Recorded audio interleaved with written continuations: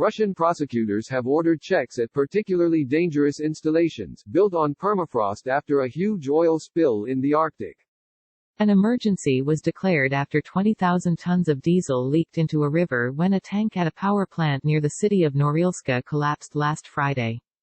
Initial Russian inquiries suggest ground subsidence as the cause. The plant is owned by a subsidiary of Norilsk Nickel, which is the world's leading nickel and palladium producer.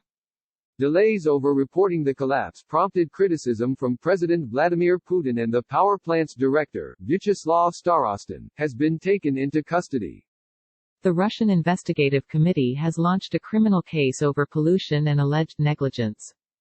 Arctic permafrost has been melting in exceptionally warm weather for this time of year. Russia's chief prosecutor, Igor Krasnov, gave orders for regional and environmental prosecutors to conduct a thorough check of particularly dangerous installations located on territories exposed to permafrost melting. The aim is to prevent a repeat of the incident at the plant near Norilsk. A spokesman for Mr. Krasnov's department told Russian media prosecutors would assess companies' adherence to safety laws, environmental monitoring and measures to prevent emergencies. The effectiveness of state monitoring would also be assessed, he said. The term is used for ground that is frozen continuously for 2 or more years.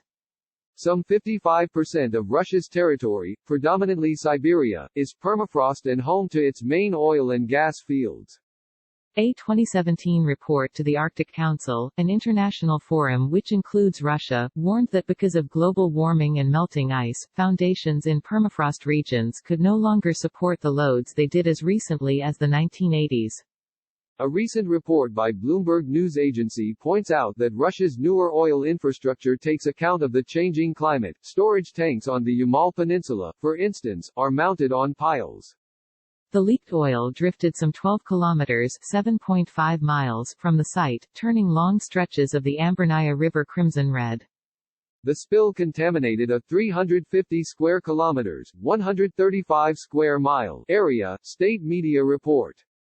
In a statement, Norilsk Nickel said the incident had been reported in a timely and proper way. The state of emergency means extra forces are going to the area to assist with the cleanup operation. The accident is believed to be the second largest in modern Russian history in terms of volume. An expert from the World Wildlife Fund, Alexei Nizhnikov, told the AFP news agency. The incident has prompted stark warnings from environmental groups, who say the scale of the spill and geography of the river mean it will be difficult to clean up. Greenpeace has compared it to the 1989 Exxon Valdez disaster in Alaska. Oleg Mitvol, former deputy head of Russia's environmental watchdog Rospryrodnadzor, said there had never been such an accident in the Arctic zone. He said the cleanup could cost 100 BN rubles, £1.2 billion, $1.5 billion, and take between 5 and 10 years.